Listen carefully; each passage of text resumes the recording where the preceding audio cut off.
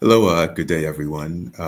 Thank you for joining us today. For those that don't know me, my name is James Week. I'm the author of the book, Meditations Across the King's River, African Inspired Wisdom for Life's Journey, originally from the Caribbean island of St. Croix, Virgin Islands. I help people with strategies for emotional wellness, spiritual wellness, and financial wellness. To learn more about me, you can visit my website, acrossthekingsriver.com. Today, I'm honored to have a very special guest with us, Jeanette Charles. She is an activist, a solidarity activist, historian doing research on the African diaspora, African studies. She's a filmmaker, certified life coach, um, a filmmaker as well. Um, and she's of Caribbean heritage. Janet, thank you so much for taking time out of your day to join us. Thank you so much for inviting me to be here. I'm both very honored and excited for the conversation we'll be having. Well, thank you so much. When I was looking at your resume and all the things that you do, was like it's just so incredible. It's like, how does one person manage to do all these things? How is one a solidarity activist and filmmaker and a historian and a writer and a life coach and Iyanifa? Before we get into what we'll talk about today, I was wondering, tell us a bit about your upbringing as a child and just this Haitian heritage. Did that impact you? Do you feel, are there certain elements of your childhood that you feel like shaped you into this force Mhm. that you are today? That's such a good question.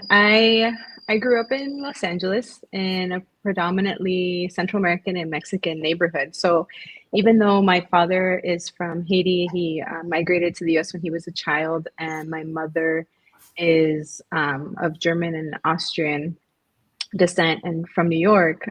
We grew up in Los Angeles, and there were not a lot of Caribbean families that I knew of growing up. And so I would say a lot of my kind of cultural sensibilities, a lot of them came from growing up surrounded by folks from Central America.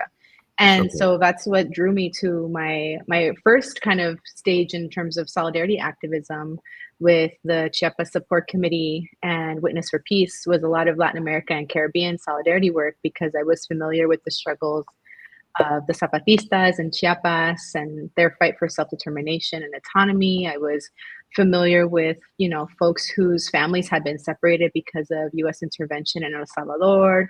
Um, People who had fought against U.S. intervention in Guatemala, and so a lot of my kind of initial draw to solidarity work was through that lens.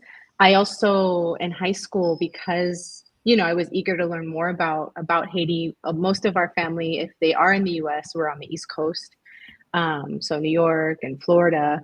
And we didn't travel very much when I was a child. So when I turned 18, one of the things that I was super committed to was traveling and getting to know more about where my family was from, and also where I could learn more about what was happening globally. I was always really drawn to that, and I started reading a lot about Haiti and reading both historical literature and also historical fiction. So like Edwidge Danticat's work when I was younger was really formative. Michel Roth-Trouillot, who wrote Silence in the Past, and talking about the ways that Haitian history is often omitted from universal history. And that sort of kind of, I think, fell into place and gave me some momentum in this area of work. And I didn't always set out to study history per se. I actually didn't do very well in history when I was in high school. It was very hard. And I was drawn to writing more than I was to history. I was drawn to screenwriting and playwriting, particularly. So a lot of creative writing. I was in a small learning academy in my public high school that focused on entertainment and media. And so I kind of was carrying kind of like this social justice orientation and this interest in like storytelling and narratives. And it wasn't until college that I really got interested in history, because I started to learn history from a place of, the people versus kind of these random dates or official narratives that often were taught in K through 12. And, often like women are omitted, people of color are omitted, or we're very small, kind of footnotes when actually we have these much bigger histories that, we're not taught. And so that's kind of what drew me into history. And, I would say growing up too, my family, both my parents were very hard workers in many ways. So I think that also instilled upon me a very strong work ethic, a lot around discipline. And I think intellectually, I'm also just really curious. And so I like to have my hand in multiple projects and in multiple things because it keeps me engaged. And, I always find that one thing kind of complements the other. And, and I may not be focusing on, like, for instance, working on the same project for the full year. I might kind of go in and out of it, and they have different timelines. And so some things are running concurrently. Some things are kind of moving in and out of my timeline.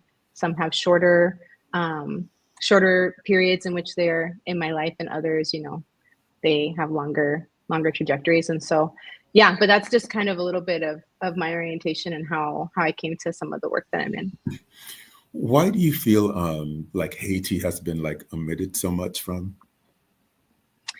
Yeah, do you think that's intentional, or? I do. I do.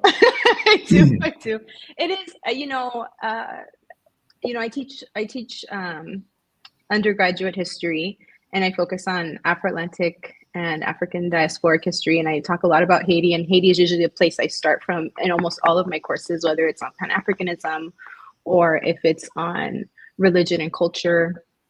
And I talk about the Haitian Revolution, and I talk about the, colonial white supremacist backlash that happened from the forced indemnity that Haiti was paid France over the course of 100 years, and essentially, creating this situation that generations of Haitians continue to face because of the degree of underdevelopment.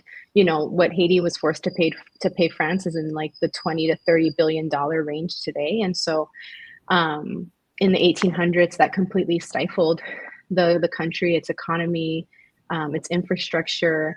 And yeah, 200 plus years later, we're still seeing the ripple effects of that. And it's only until recently that France has decided to even acknowledge that it was a form of colonial harm.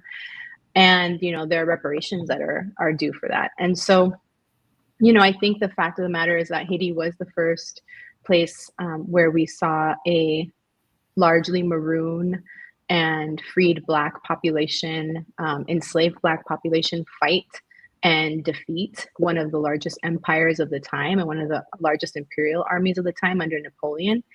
And for, colonial powers and imperial powers like, Britain, France, Spain, the United States, that constituted and continues to constitute a threat. And so I think the more that people know about Haitian history and what Haitians were able to do, and really what multiple nations of African people under colonial regimes in Saint-Domingue before it became Haiti were able to achieve, that's not something that they want us to know.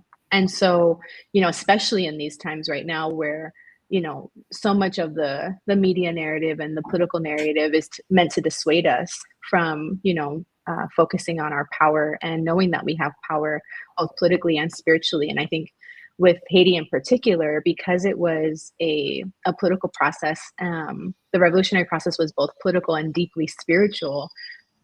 That's something that most people unfortunately don't know, and we need to know that history. And it's, both unique and not unique. There are so many examples of, what I like to consider this intersection between, a revolutionary politics and African spirituality that's common all throughout the Caribbean and African continent, whether it's Jamaica, Trinidad, Venezuela, Honduras, Cuba, right?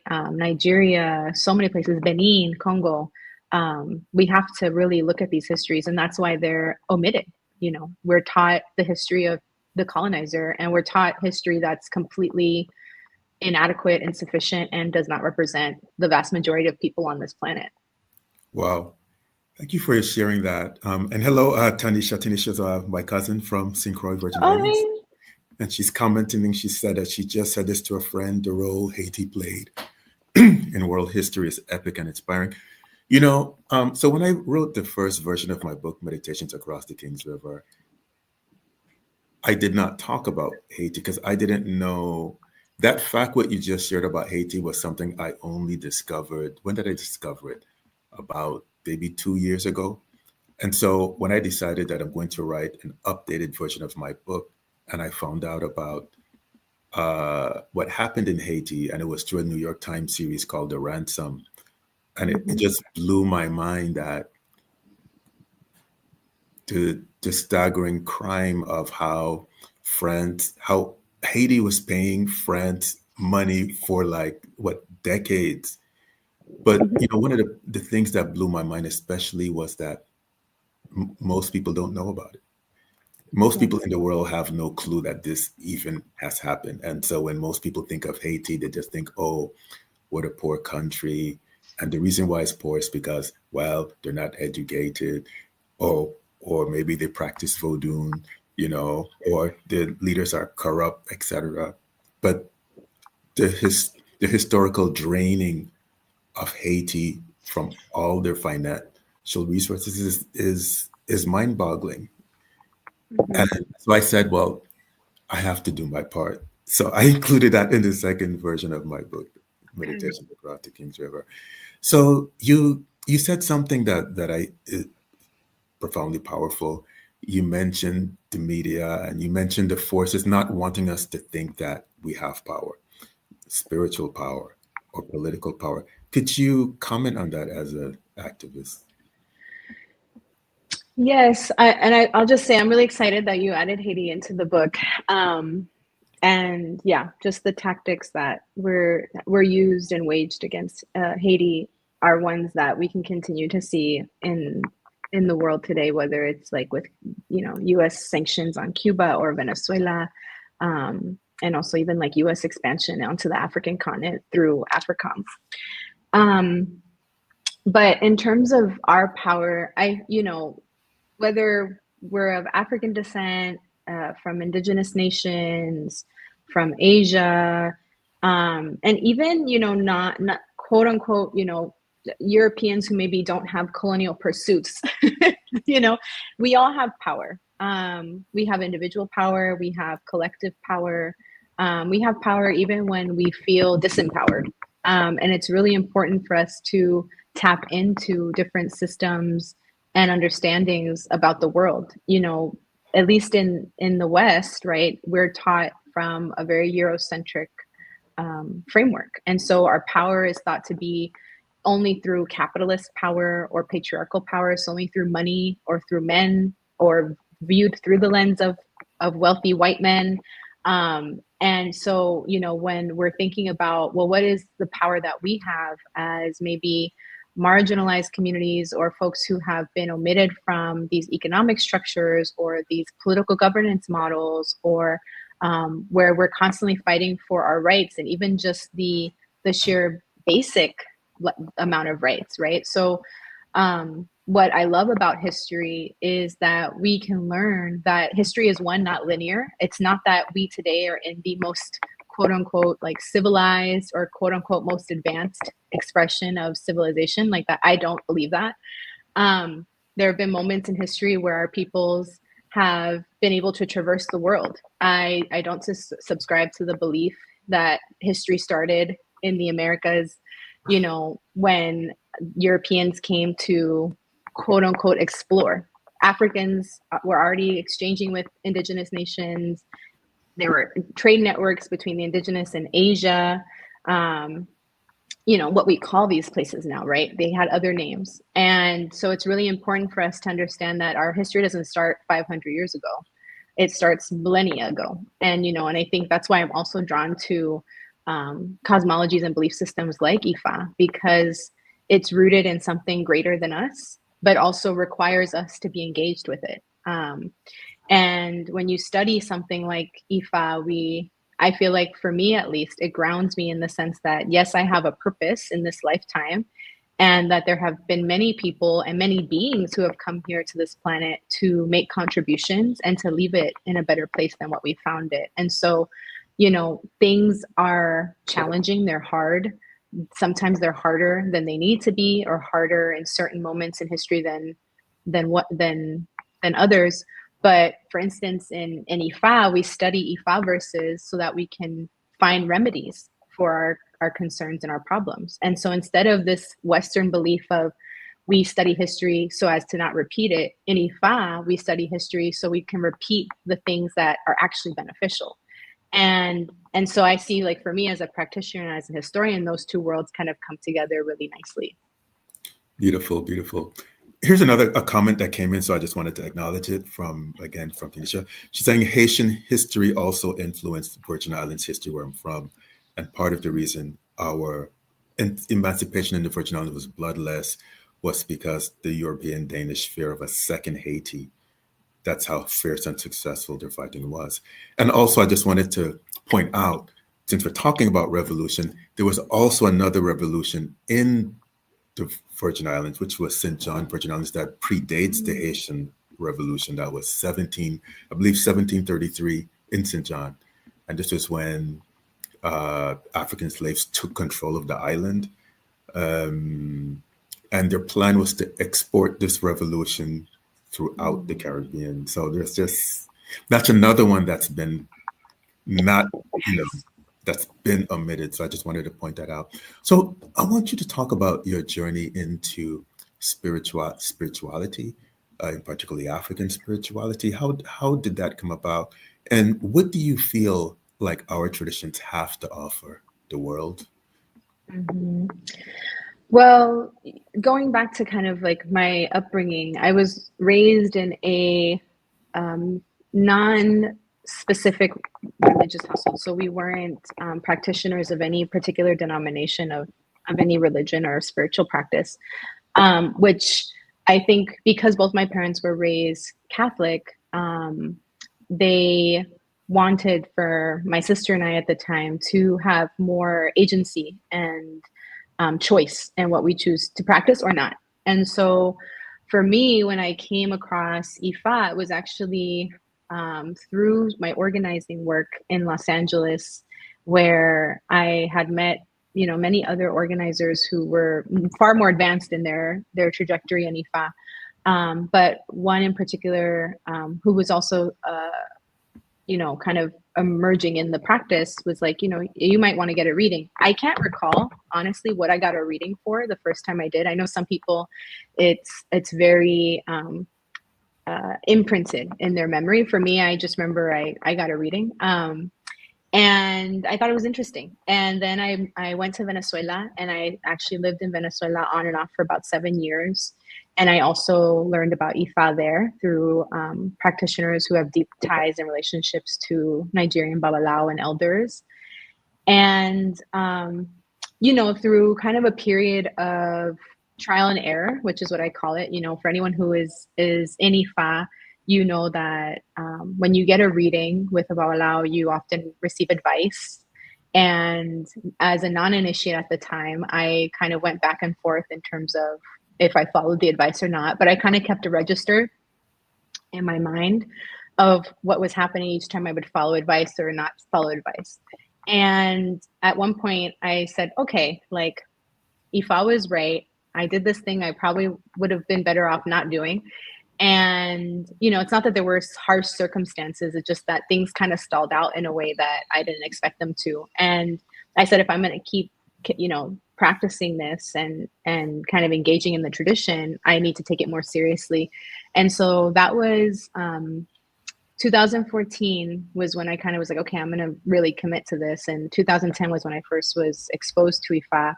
And I was also studying. So I also came across Ifa, and I was coming across a bunch of literature in Venezuela and then in the States when I would come back around Ifa, Voodoo, Candomblé, Regla de Ocha, And so I was just kind of immersed in this period of like really, I don't know, attracting what I was looking for, and also, really taking the time to study it. And so between 2014 and 2017 was when I was really kind of committed mentally, like really getting my ori, so my mind and my spirit and my soul, everything aligned to initiate into Ifa.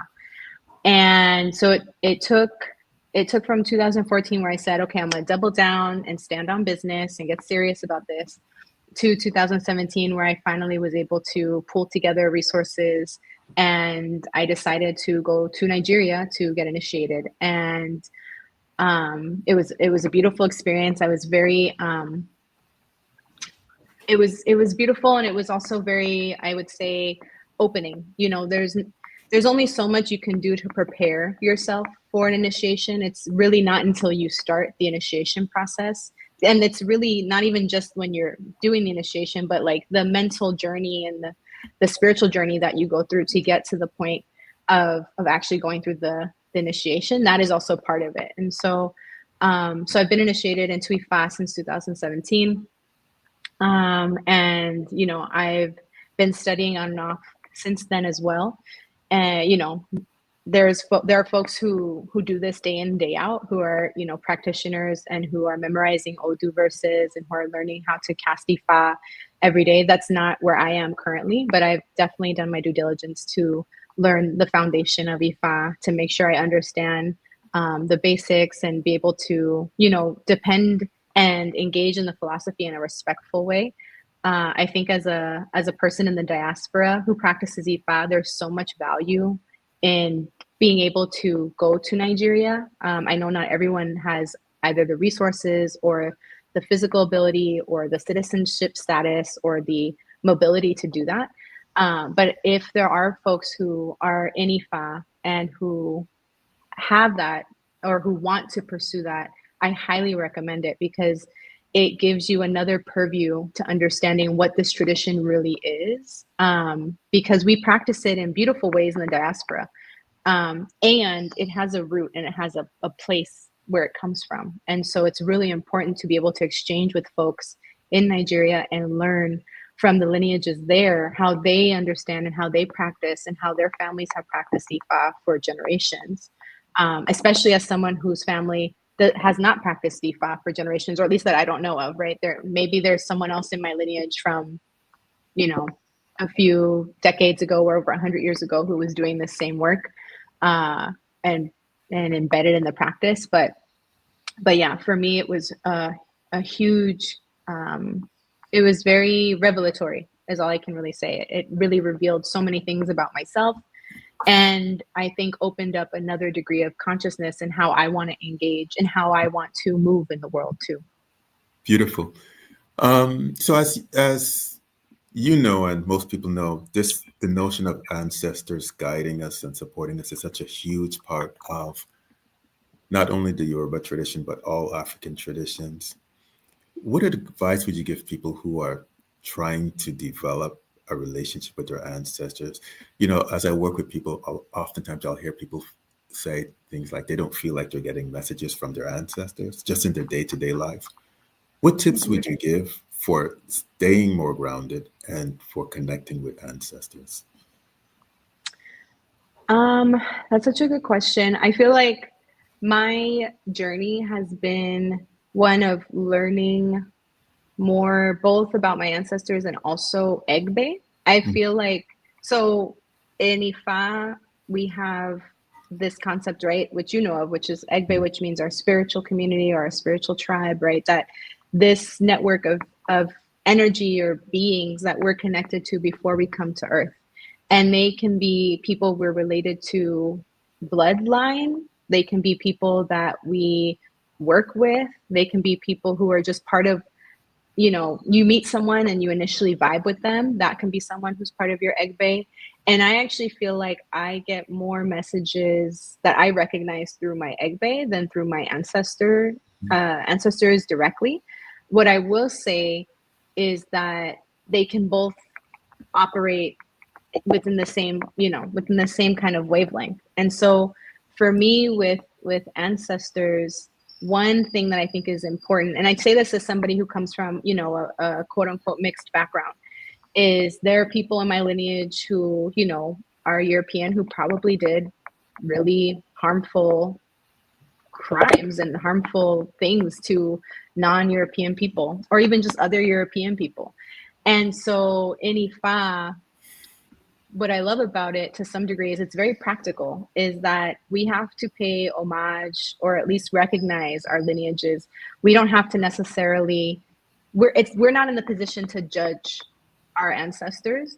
We can pray for the spiritual elevation of the ancestors who we know have maybe not come to earth and done right or good things. And then we call into our lives the guidance of ancestors who have our best interests and who are coming from a place of light and a place of spiritual elevation. And we don't know every ancestor. We just don't.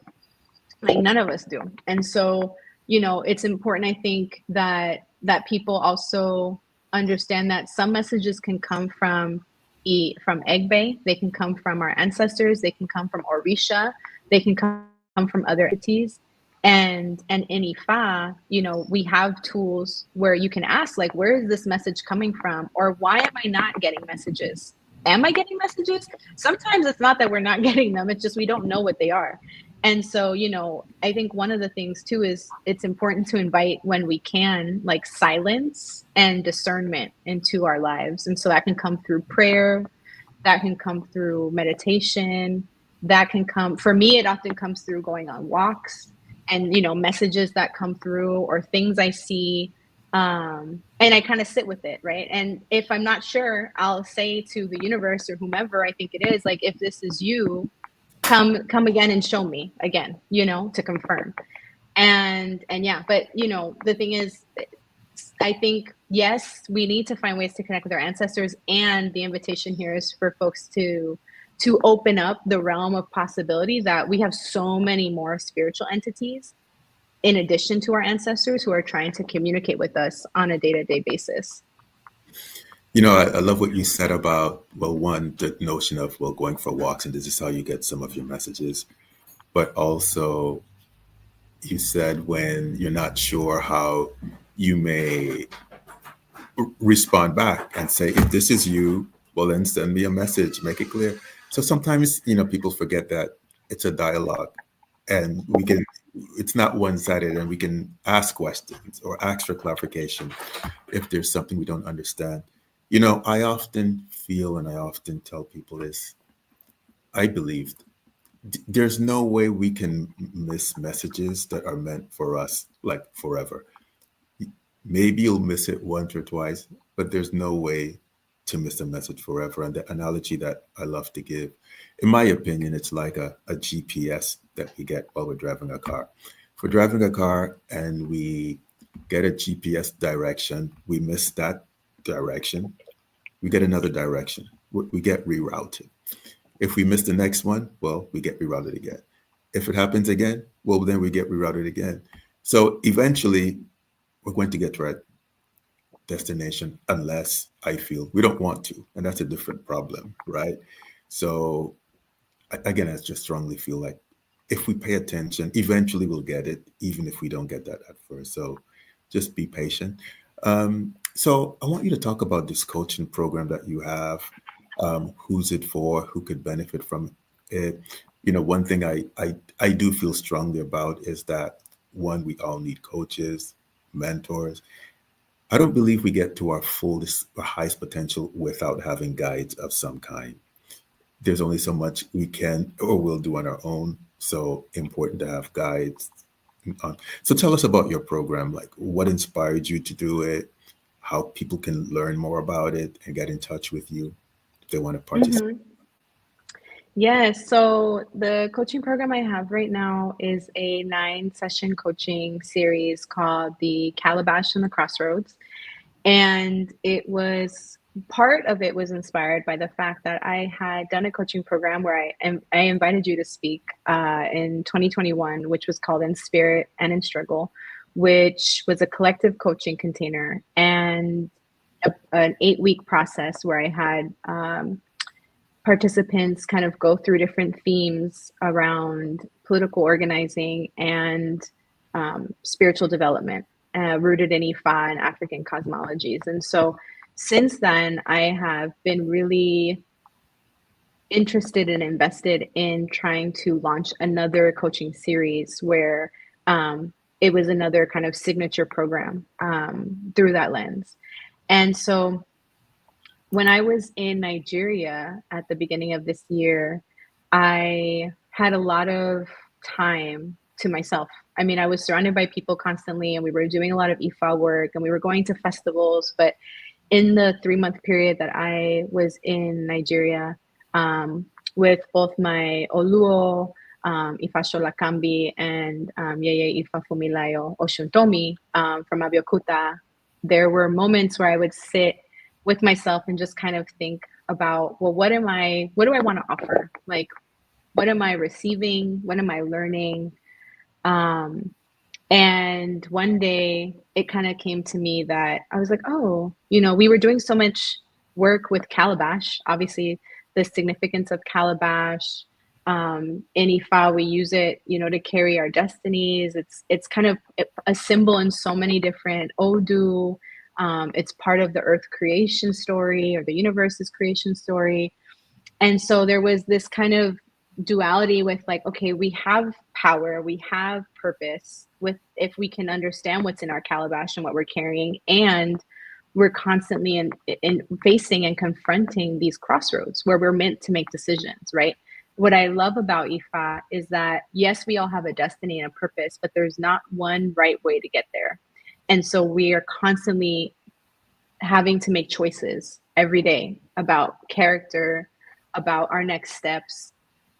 Some choices are going leaps and bounds into the future. Other choices are moving us incrementally to where we need to be.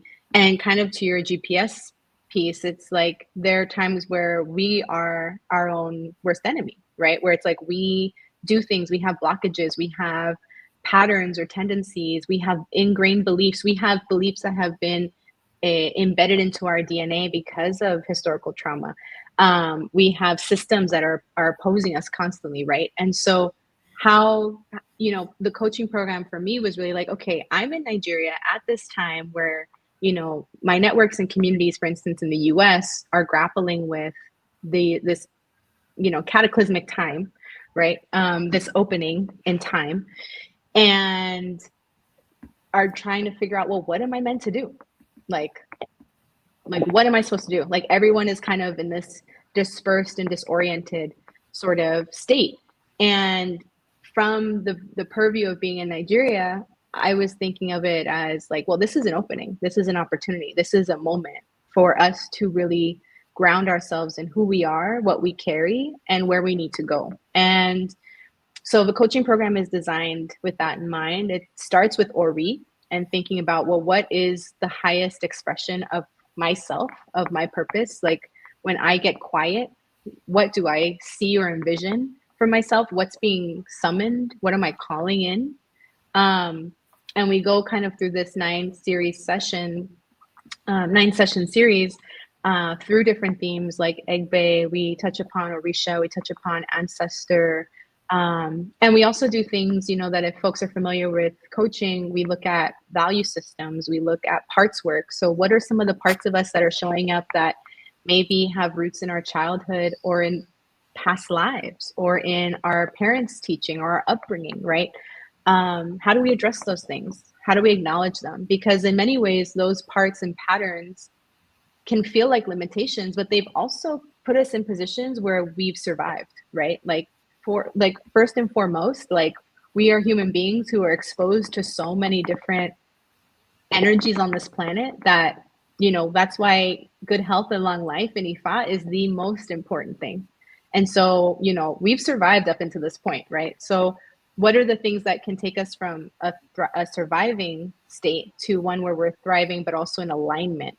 And so that is really kind of at the crux of the coaching program. It's for folks who, I tend to coach a lot of women and people of color in general, young folks. I've also coached people who have, decades of experience in movement work and trying to figure out what to do next. And the demographics of people tend to be either folks who are deeply committed to their organizing and looking for spiritual connections and spiritual orientation and maybe have a spiritual practice or are looking to have one. And then I also have folks who, are in their movement work, in their political work, and have a spiritual practice, and kind of having questions now about like, well, what next? What else can I be doing? So I feel like that's, those are some of the communities that I've served. And, a lot of my work is grounded obviously in my experience and the identities I carry. But that's some of how this program came to be. Beautiful. Also, I want to acknowledge someone else. Allison says hello. Allison is from Trinidad, but goes back and forth from Trinidad and Tobago. Hello, she's saying hello. Ìyá Jeanette, congratulations. Hi. So hello, Allison. Thank you for being with us today. Wow. How can people get in touch with you to learn more about your offerings or your website? What's the best way for them to get in touch with you? Yeah, the best way is folks can go to my website, Iya Global, so IYAGLOBAL.org. And you can also follow me on Instagram. And yeah, I was going to say, did we meet when I was in Trinidad, Allison? Because I feel like maybe. Yes, I think we did. Because I saw your name and I felt like your name looks familiar to me. So we might have crossed paths when I was in Trinidad. I was in Trinidad from October to December last year. And so, and much love and appreciation and acknowledgement to the Ifa community in Trinidad, which is so beautiful as well. And also the Shango Baptist communities. And anyway, but we should connect again. And yes, thank you. So, so people can follow my website. You can also go to iya.global at IG, and those are the two best ways to get in touch with me. You can learn more about my coaching programs, my coaching offerings, and also my other offerings, as you mentioned already, Baba, in terms of the other work I do in consulting and supporting nonprofits, individuals, institutions, and all of that. I love how you describe this moment in history as an opening, and you use the word opportunity. So the reason why I love that so much is because,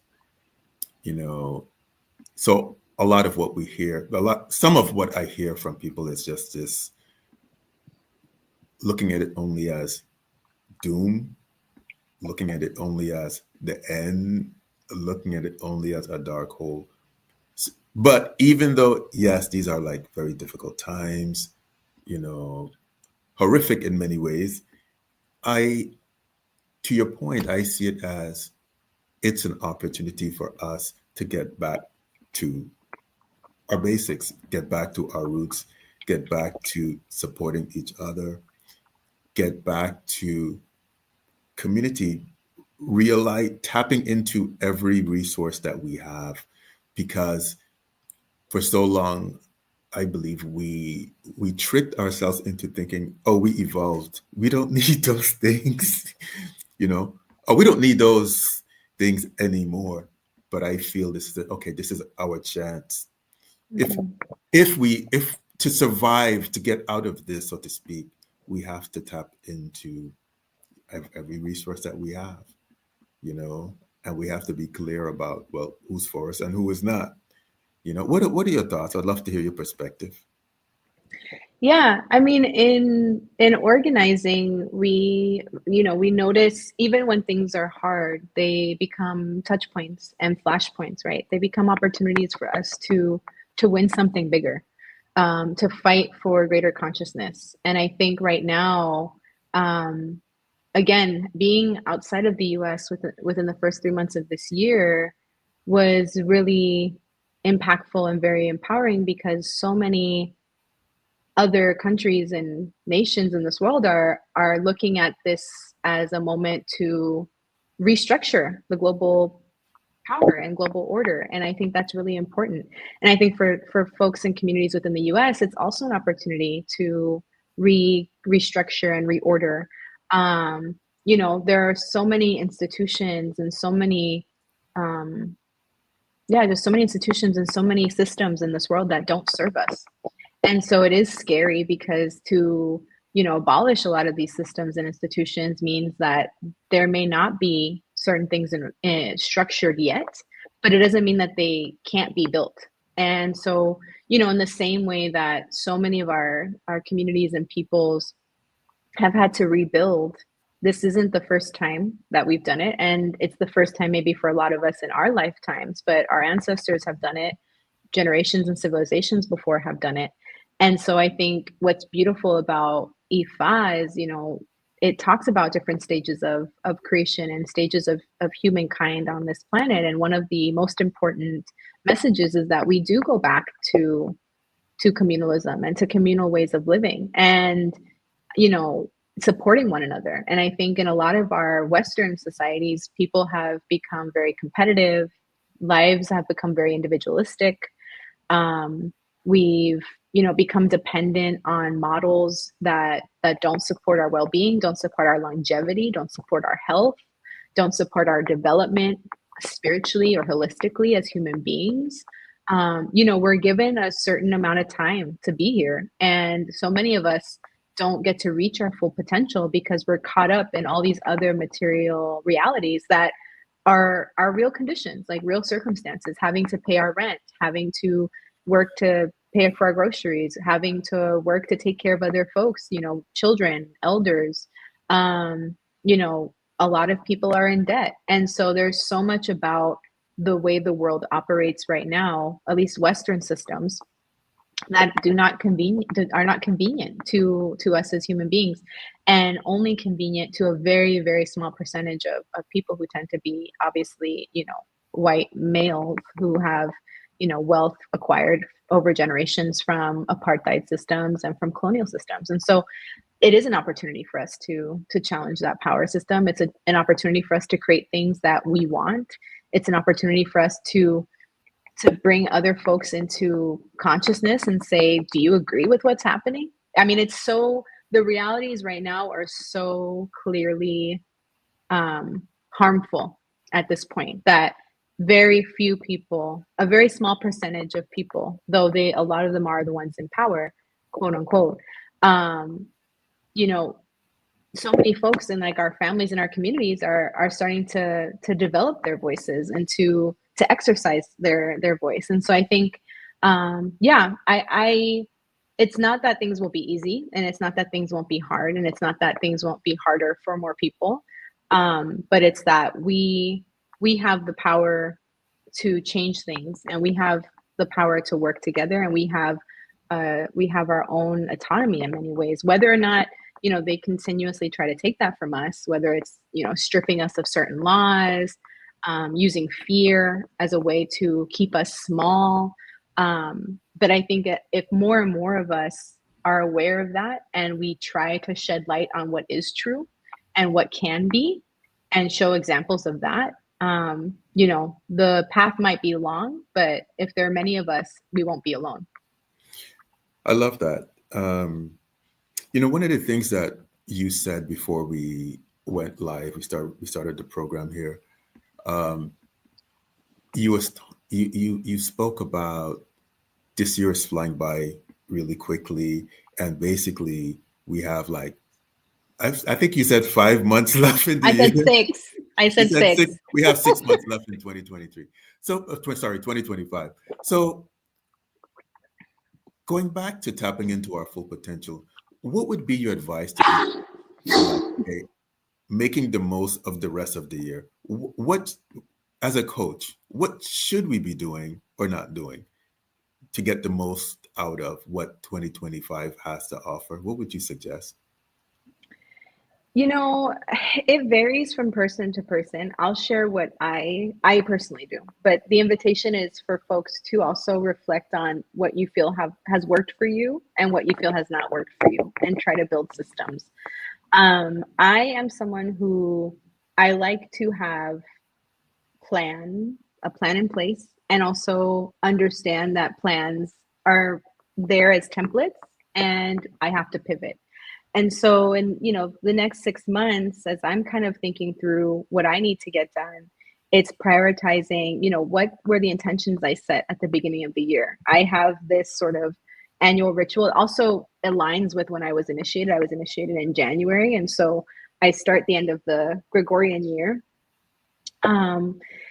And with intentions. I also revisit it during Ifa New Year, which is in June. And so, I feel like there's these really lovely moments. People do it sometimes during the equinoxes, right?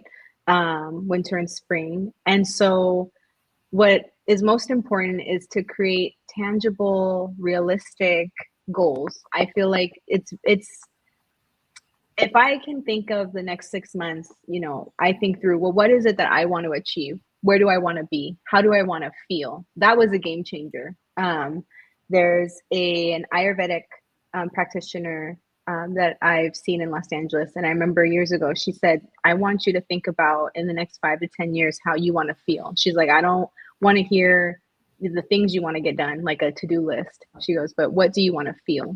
How do you want to feel transformed? And I think as someone who's also tapped into a spiritual tradition, I get advice at the beginning of every Ifa birthday, that's like, this is what your year is going to look like. This is what you should take advantage of energetically. This is what you should avoid energetically. This is what you should put your intentions into. And so I also revisit that. And so, I have different systems because I'm looking at, I have a planner. I love my planner. Anyone who has like a planner with days, and I love that. So I have that.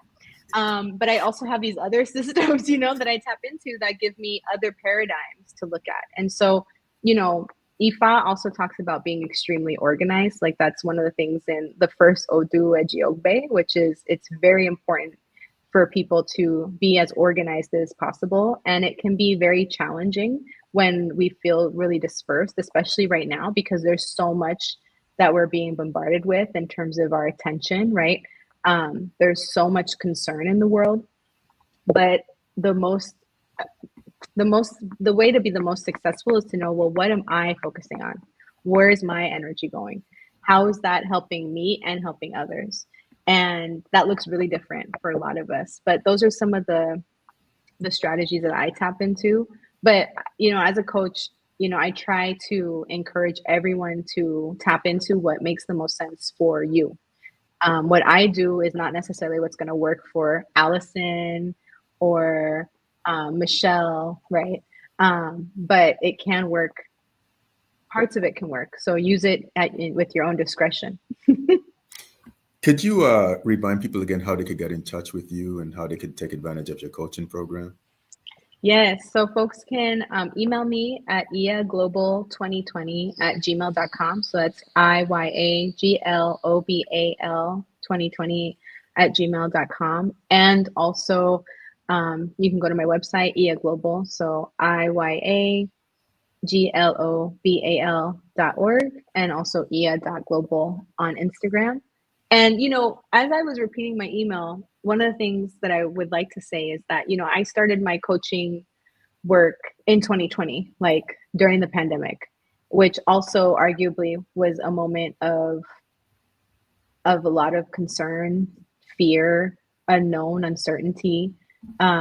It's a very similar feeling, I think, for a lot of folks this year in 2025. And just what does the future hold? What's happening? 5 years ago, I could have easily said, I'm not going to start coaching people in the middle of a pandemic. It's crazy, right? So we just have to start. We don't know where things are going to go. We never know when things are going to go.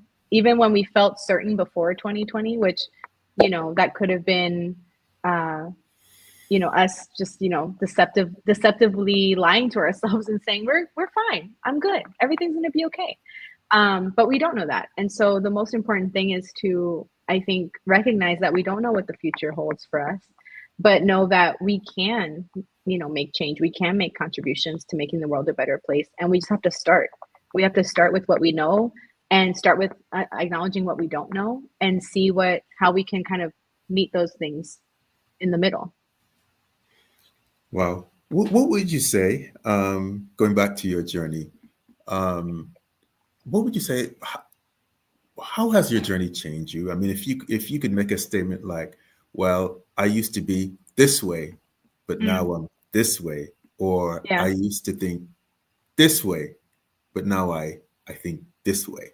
What would you say has been like two of the greatest lessons you've learned or that you value the Mhm. most as you look back on where you were and where you are now?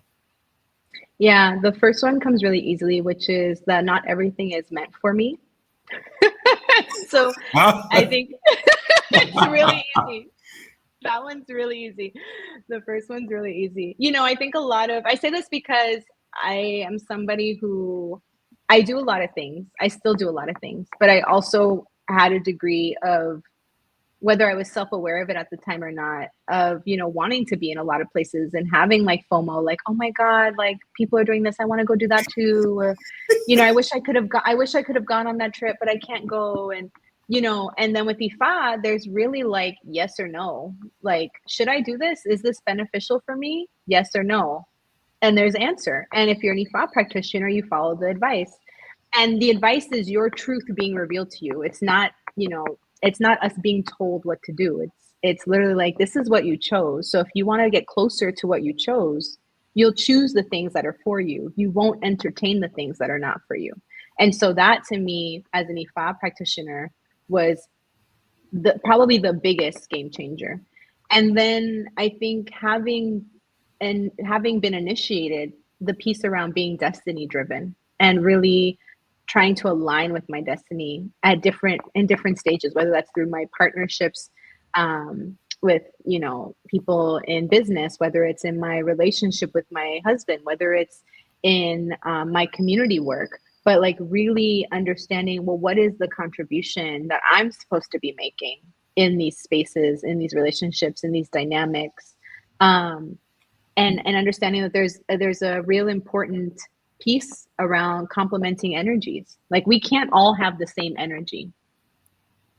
We have to have differences. It's actually incredibly important for us to be very different, and so understanding that what I think is going to be different than what you think, but that if we're on the same team, that can be an amazing partnership.